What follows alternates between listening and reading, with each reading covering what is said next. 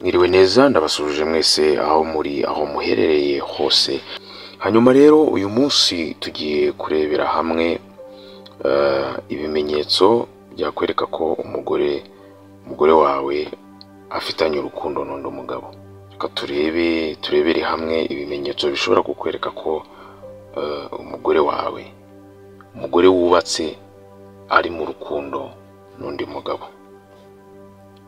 Ikintu cya mbere tugiye kuheraho, kugira intera, kuvuga ngo gutangira kugira intera y'umugabo n'umugore, kuvuga ngo atangira kugenda ataba hafi y'umugabo we cyane cyane. Uko bitangira, icyo ni ikimenyetso cya mbere. Umugore atangira kugenda ataba hafi y'umugabo we cyane cyane. Ikintu cya kabiri cyakwereka ko umugore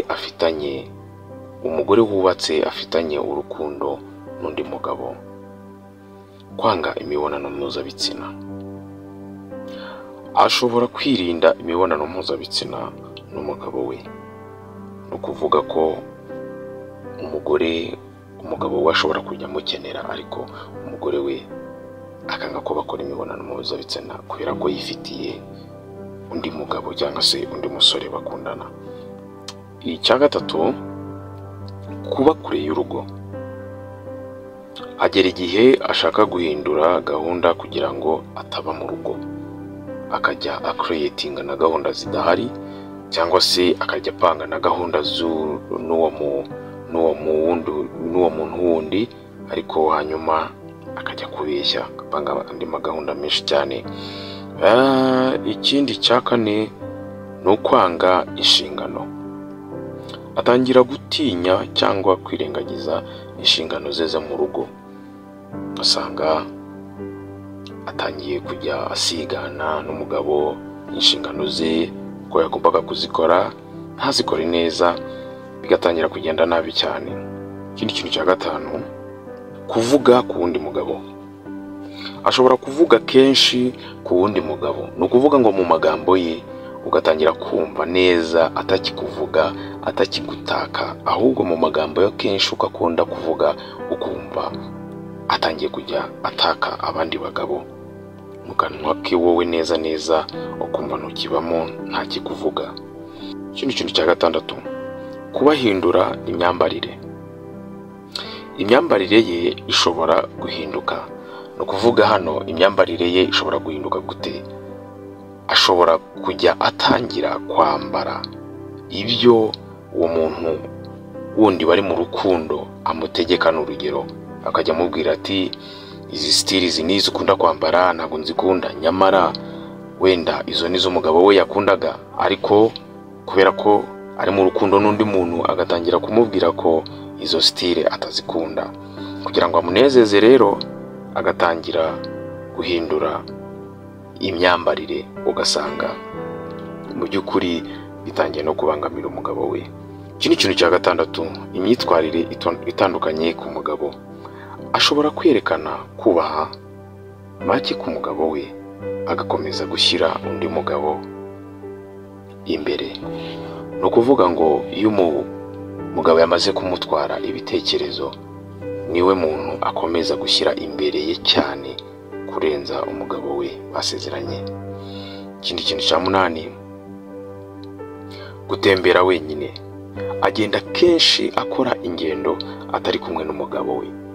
Ni ukuvuga ngo atangira kumva ashaka kugenda ari wenyine, kuko ashobora kuba ari kumwe n'umugabo we, uwundi agashobora kuba yamutextinga, akaba yamwohereza message, akaba yamuwhatsappinga, cyangwa se akaba yanamuvugisha, ariko kuko ataba yifuza ko yabimenya, atangira kumva akeneye kuba ari wenyine, akeneye kugenda wenyine. Iki ni ikintu cya cyenda, kutaba interese ku mugabo we. Atangira kubura akamaro k'ibintu yabagaho ari kumwe n'umugabo.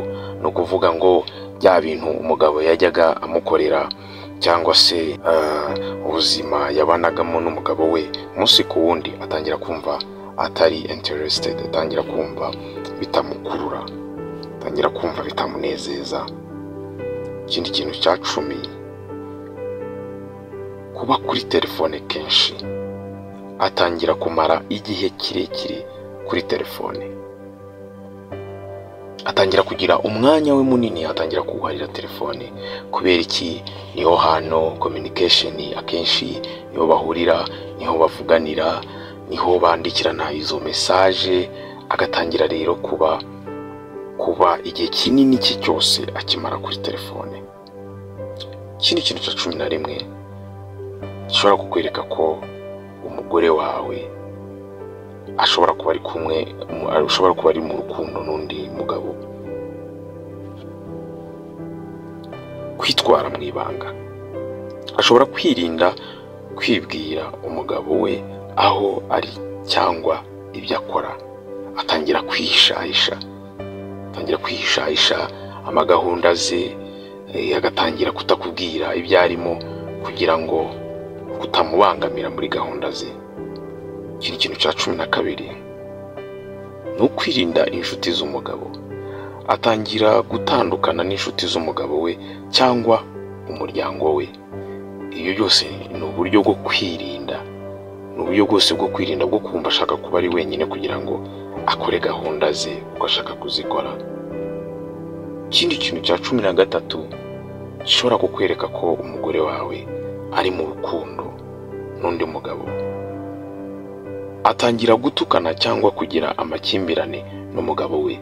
Birumvikana iyo myitwarire yose iragenda igatangira gucreatinga ikintu cya conflict, bagatangira kugirana amakimbirane kubera ko urumva umugore umutima we usa nkaho wagiye neza. Hanyuma rero ibyo bintu biragenda bigatangira kuzana umubano mubi.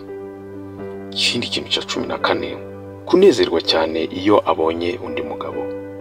Agaragaza ibyishimo byinshi iyo abonye uwo mugabo, kubera ko rero uwo mugabo aba amaze kumutwara, navuga amarangamutima ye, niwe muntu aba asigaye abona, kumva ibyishimo, akumva aranezerewe cyane. Ikindi kintu cya 16, kutavuga ku mugabo. Atangira kwirinda kuvuga ku mugabo we mu biganiro. Urumva iyo ari kumwe n'uwo muntu bari mu rukundo, ntashobora kuvuga ku mugabo we, cyangwa se no mu nshuti ze gutangira kuvuga ku mugabo we cyane, bigenda bimushiramo kubera ko image iba yahindutse, aba afite undi muntu yatangiye gushyira mu mutwe. Mu magambo ye rero kuvuga umugabo we mu ruhame cyangwa se mu nshuti ze bitangira kugabanuka cyane, ndetse hafi ya nabyo. Ikindi kintu ni ukutishimira umugabo. Ntashobora kugaragaza ibyishimo iyo umugabo we agarutse mu rugo.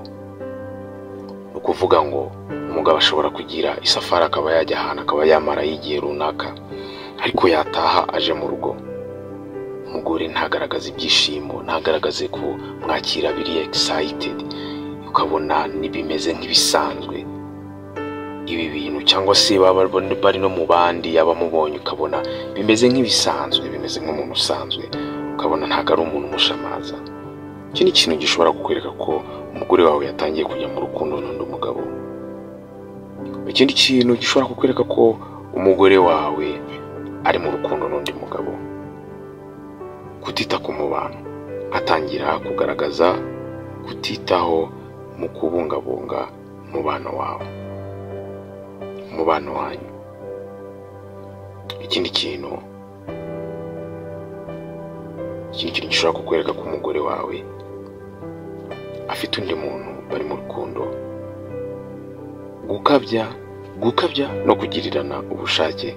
Atangira kuba mutoya mu kwihangana no kugirirana ubushake n'umugabo. Ikindi kintu gishobora kukwereka ko umugore wawe ari mu rukundo n'undi mugabo: gushyira imbere kwiyitaho. Akoresha amafaranga menshi ku myambaro cyangwa uburyo bwiza bwo kwiyitaho. No kuvuga ngo atangira kwiyitaho cyane kugira ngo agaragare neza, ndetse wowe yongera no kukwitaho. Ikindi kintu, kuvuga nabi ku mugabo. Avuga amagambo mabi ku mugabo we. Atangira kuvuga amagambo mabi ku mugabo we, ndetse kabone nubwo baba bari kumwe mu nshuti ze, ntago agira cya kintu cyo gutinya kuba yavuga umugabo we nabi mu bantu. Ikindi kintu cya nyuma, kwirinda umugabo ahindura gahunda akanga kujyana n'umugabo we mu bikorwa cyangwa n'ahandi hantu hose. Atangira kwirinda umugabo we, akumva kuba bajyana, akumva atari proud ye. Ibi ni ibintu rero twari turimo turebera hamwe bishobora kukwereka ko umugore wawe mu bana ashobora kuba afite undi muntu mukundana. Ese hari ibyo wumvishe iyo myitwarire, hari iyo wumvishe ujya ubonana umugore wawe? Duhurire muri commentaire.